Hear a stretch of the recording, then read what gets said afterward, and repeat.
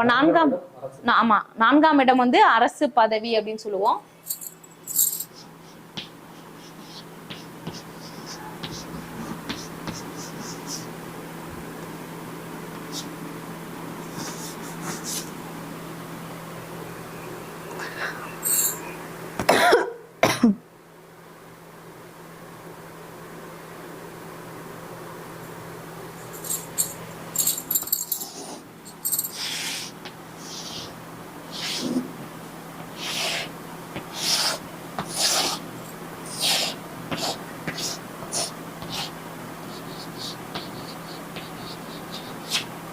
இதே லக்னமா போட்டுக்கலாம். ஒரே லக்னமா போட்டாதான் புரியும். அரசு பதவி அப்படின்னும் போது இதற்குண்டான காரகன் சூரியன், காரக கிரகம் சூரியன்.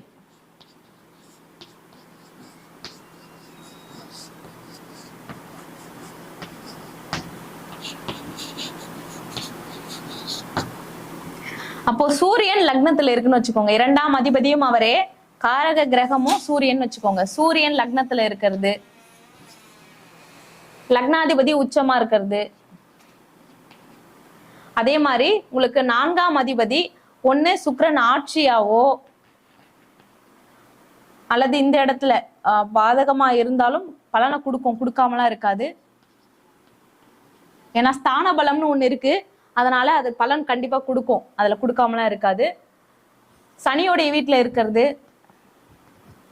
சுக்கிரன் வந்து உச்சமா இருக்கிறது, 10ஆம் இடத்துல இருக்கிறது சுக்கிரன். 4ஆம் அதிபதி 4ஆம் இடத்துல இருக்கிறது, 7ஆம் இடத்துல இருக்கிறது சுக்கிரன் சனியோடைய வீட்டுல. எதுக்கு சுக்கிரனை சனியோடைய வீட்டுல போறோம்னா இது நட்பு கிரகம். சுக்கிரனும் சனியும் நட்பு கிரகம், அதனால இங்க செட் ஆகும். ஓகேங்களா? இப்ப 4ஆம் அதிபதி 4ல ஆட்சி, 11ஆம் இடத்துல ஆட்சி, 9ஆம் இடத்துல உச்சம், 10ஆம் இடத்துல நல்ல ஸ்தானத்துல இருக்கிறது. அதே மாதிரி கேந்திரம் திரிகோணம் சொல்லக்கூடிய இடங்கள்ல இருக்கிறது. கண்டிப்பா இது வந்து அரச பதவி கொடுக்கறதுக்கான அமைப்பு தான். ஓகேங்களா? இப்போ இதுல ஒரு முக்கியமான விஷயம், சுக்கிரன் நீங்க போட்டிருக்கீங்க, பாதக ஸ்தானமாச்சு அப்படின்னு வரும். ஆட்சி பெற்ற கிரகங்கள் கண்டிப்பா அந்த ஸ்தான பலம்னு ஒரு விஷயம் இருக்கு, அதனால அந்த கிரகம் கண்டிப்பா அந்த பதவியை கொடுத்துரும். என்ன பண்ணும் அப்படின்னா பதவியை கொடுத்து அதனால பிரச்சனையும் கொடுக்கும். அதனாலதான் அந்த இடத்துல நான் போட்டிருக்கேன். இப்போ இங்க இருக்கக்கூடிய கிரகம் உச்சம் பெற்ற லக்னாதிபதியோட இருக்கும்போது கட்டாயம் உங்களுக்கு கண்டிப்பா இவங்களுக்கு கிடைச்சிரும். பதவி கிடைக்கிறதுல எந்த மாற்றமும் இல்லை. பதவி கிடைச்சி பாதகாதிபதியா வர்றதுனால ஏதாவது ஒரு காசு எக்ஸ்ட்ரா காசு வாங்குறதுனாலயோ இல்ல வேற ஏதாவது அவங்க தவறு பண்றதுனாலயோ ஏதோ ஒரு விஷயத்தினால அவங்க கட்டாயம் மாட்டிக்கிட்டு அந்த பதவியை பறிச்சிடுவாங்க. கண்டிப்பா பதவியை பறிச்சுட்டு அவங்க எந்த நிலைமையில இருந்தாங்களோ அதே நிலைமையில தூக்கிட்டு வந்து கீழே போட்டுருவாங்க. அந்த மாதிரி அமைப்புகள் இருக்கு அப்படின்னா கட்டாயம் இவங்களுக்கு வந்து இந்த 4ஆம் அதிபதி ஆட்சியாவும் இருந்து பாதகம் சம்பந்தப்படுறது, அல்லது இதே இடம் திதி சூன்யமாவோ முடக்காவோ இருக்கிறது, அல்லது இந்த இடம் திதி சூன்யமா முடக்கா இருக்கிறது, இந்த மாதிரி பாதிப்புகள் இருந்ததுன்னா பதவியை கொடுத்து பறிச்சிடும். இந்த அமைப்புகள் இருக்கும். ஓகேங்களா? இது வந்து அரசு பதவி கிடைக்குமா கிடைக்காதா அப்படின்றதுக்கான ரூலு.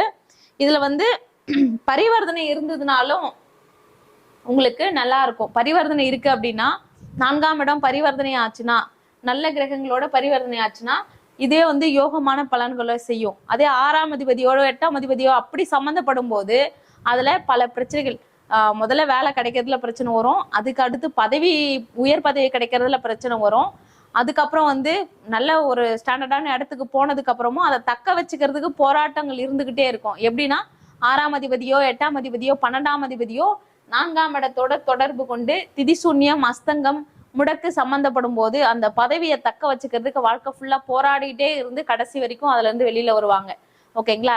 இந்த மாதிரி பாவ கிரகங்கள் சம்பந்தப்படாம ஆட்சி பற்று சுப கிரகங்களுடைய பார்வையில இருக்கு அப்படின்னா கட்டாயம் சடன்னு வேலையை வாங்குவாங்க, உயர் பதவி கிடைக்கும், நல்லா செட்டில் ஆவாங்க, வெல் செட்டில்ட் ஆவாங்க, சீக்கிரமே விஆர்எஸ் வாங்கிட்டு வெளியில வந்துருவாங்க. ஓகேங்களா? அந்த அமைப்புகள் இருக்கும்.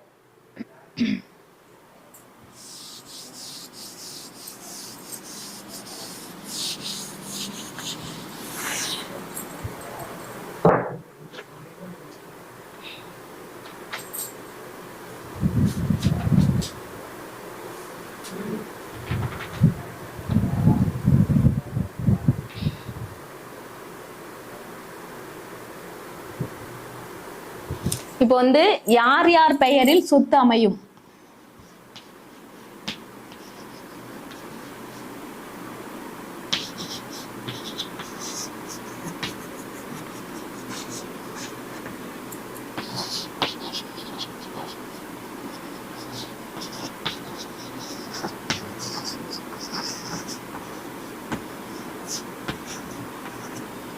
யார் யார் பெயரில் சொத்து அமையும் அண்ணா?